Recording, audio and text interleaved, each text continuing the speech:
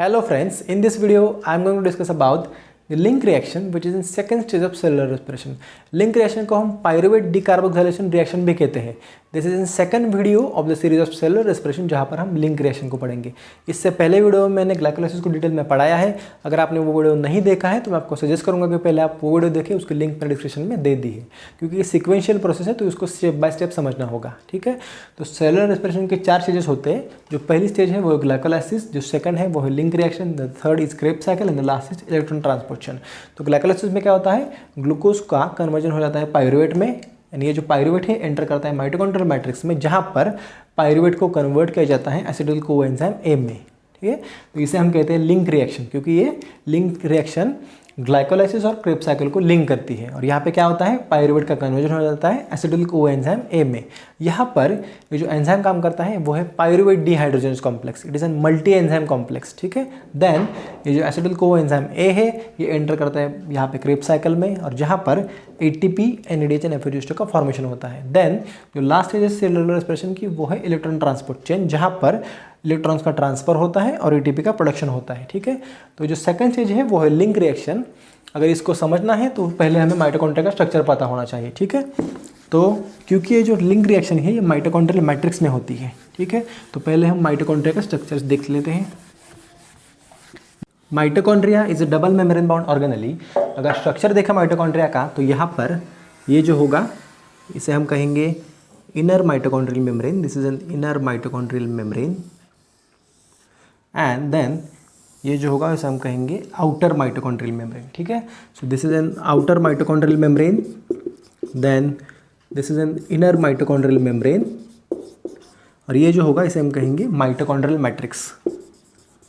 This is an mitochondrial matrix जहाँ पर pyruvate का डिकार्बोक्सिलेशन होगा. ठीक है, यहाँ पर जो एंजाइम काम करता है वो है पायरुवेट डिहाइड्रोजनेज, इसे हम कहते हैं PDH. इनिशियली जो पायरुवेट है वो साइटोसोल में प्रेजेंट होता है क्योंकि ग्लाइकोलाइसिस जो है वो साइटोसोल में होता है. ठीक है, और क्योंकि पायरुवेट जो है वो चार्ज मॉलिक्यूल है. ठीक है, तो with the help of specific transfer protein pyruvate क्या करता है, माइटोकॉन्ड्रियल मैट्रिक्स में एंटर करता है. ठीक है, अगर ओवरऑल रिएक्शन की बात करें तो यहाँ पर ये जो पायरुवेट है which is an 3 carbon compound, अगर स्ट्रक्चर देखें तो यहाँ पे CH3 ग्रुप होगा. देन यहाँ पे C डबल बॉन्ड O और यहाँ पे C डबल बॉन्ड O और O माइनस. ठीक है, so this is the structure of pyruvate. This pyruvate is converted into an 2 carbon compound acetyl coenzyme A. ये जो रिएक्शन है इरिवर्सिबल रिएक्शन है. इस रिएक्शन में जो ये जो एंजाइम है जिसे हम कहते हैं pyruvate dehydrogenase, it consist of 3 enzymes and 5 coenzymes. ठीक है, इट कंसिस्ट ऑफ 3 एंजाइम जिन्हें हम कहते हैं E1, E2 एंड E3. ठीक है, और 5 कोएंजाइम्स कौन से हैं, लिपोइड है, देन थायमिन पायरोफॉस्फेट है, देन NAD है, FAD है एंड देन कोएंजाइम A है. ठीक है, तो जब पायरुवेट का डिकार्बोक्सिलेशन होता है तो यहाँ से ये जो कार्बोक्सिलिक ग्रुप है ये यहाँ से निकल जाता है. ठीक है, यहाँ से ये निकल जाता है in the form of CO2. तो यहाँ पे क्या बचेगा, C double bond O CH3 और यहाँ पे कोएंजाइम A आ जाएगा. So now it is acetyl coenzyme A. तो पायरुवेट डिकार्बोक्सिलेशन रिएक्शन जब होती है जो 3 कार्बन कंपाउंड है पायरुवेट उसको कन्वर्ट किया जाता है into 2 carbon compound acetyl coenzyme A. ठीक है, इससे आगे ये जो पायरुवेट डिहाइड्रोजनेज है उसे हम डिटेल में डिस्कस करेंगे एंड देन उसके बाद रिएक्शन का मैकेनिज्म देखेंगे. ठीक है, तो पहले हम एंजाइम देखेंगे, देन उसके कोफैक्टर्स देखेंगे, देन उसके फंक्शन देखेंगे. ठीक है, तो पहले देखेंगे एंजाइम कौन कौन से हैं, देन उस एंजाइम को रिक्वायर्ड कोफैक्टर कौन कौन से हैं एंड लास्टली उस एंजाइम्स का फंक्शन क्या है. ठीक है, enzyme then cofactor and then function. तो जो पहला एंजाइम है वो है E1. तो फर्स्ट एंजाइम इज E1 जिसे हम कहते हैं pyruvate dehydrogenase. Pyruvate dehydrogenase is the first enzyme. Then जो सेकंड है वो है E2 जिसे हम कहते हैं dihydrolipoyl trans-acetylase. The second is dihydrolipoyl trans-acetylase. And the last E3 is dihydrolipoyl dehydrogenase. Dihydrolipoyl dehydrogenase. जो पायरुवेट डिहाइड्रोजनेज है उसको कोफैक्टर जो रिक्वायर्ड है वो है thiamine pyrophosphate, which is also called as TPP, thiamine pyrophosphate. Then जो E2 है उसको जो कोफैक्टर रिक्वायर्ड है वो है लिपोएट एंड कोएंजाइम A. ठीक है. और जो लास्ट है डायहाइड्रोलिपोइल डिहाइड्रोजनेज उसको जो कोफैक्टर रिक्वायर्ड है वो है NAD एंड FAD. अगर फंक्शन की बात करें तो जो E1 का फंक्शन है वो है decarboxylation and oxidation of pyruvate. The function of pyruvate dehydrogenase is decarboxylation and oxidation of pyruvate. ठीक है. Then the function of E2 is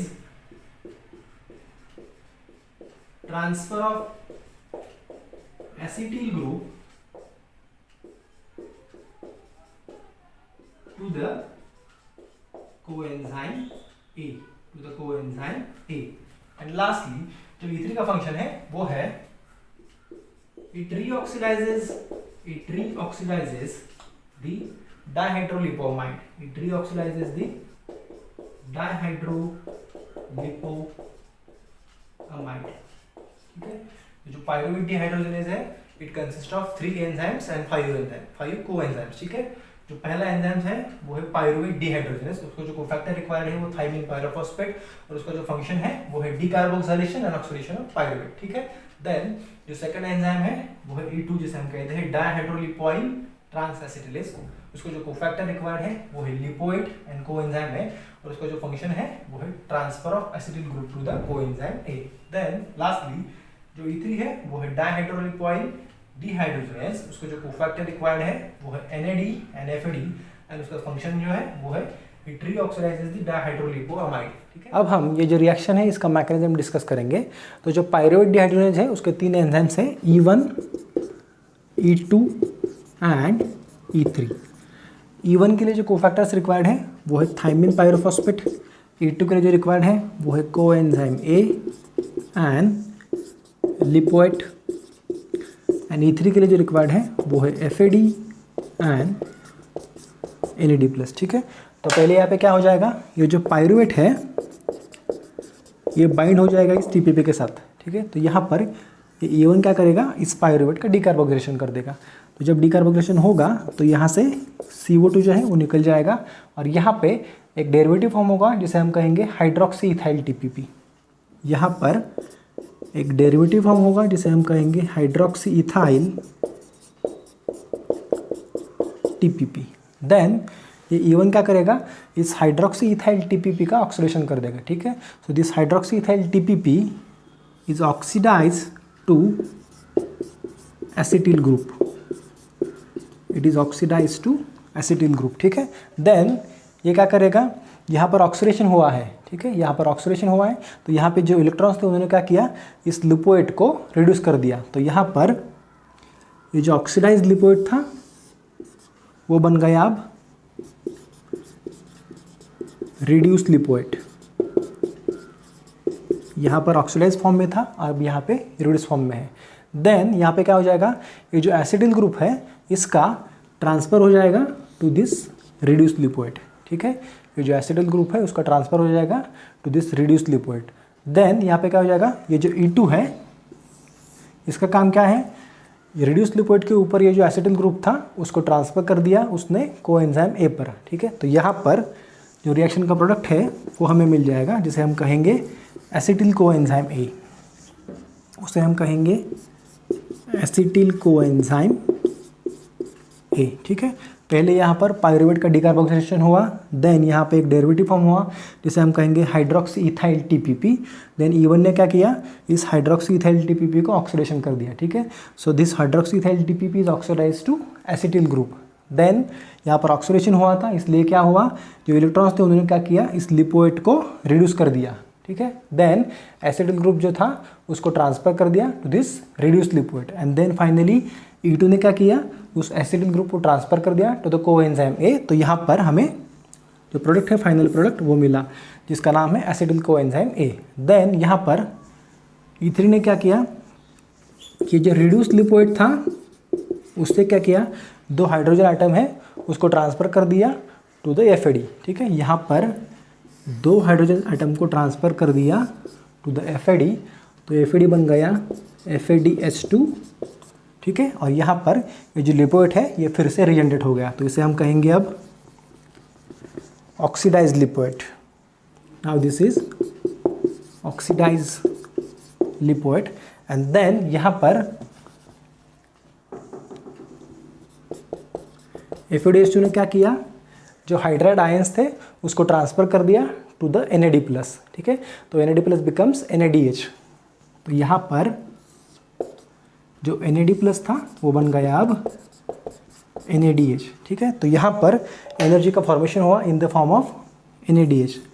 तो जब एक पाइरुवेट का कन्वर्जन होगा एसिटिल कोएंजाइम A में, ठीक है, तो यहाँ पर एक NADH मिल गया, और यहाँ पर इस रिएक्शन का जो मैकेनिज्म है उसे हम कहते हैं सबस्ट्रेट चैनलिंग, ठीक है, सबस्ट्रेट चैनलिंग। क्योंकि यहाँ पर एक बार अगर पाइरुवेट और पाइरुवेट डिहाइड्रोजन कॉम्प्लेक्स जो है उसकी बाइंडिंग हो जाती है, तो जो पाइरुवेट है वो एंजाइम से अलग नहीं हो सकता है, उसे हम कहेंगे सबस्ट्रेट चैनलिंग।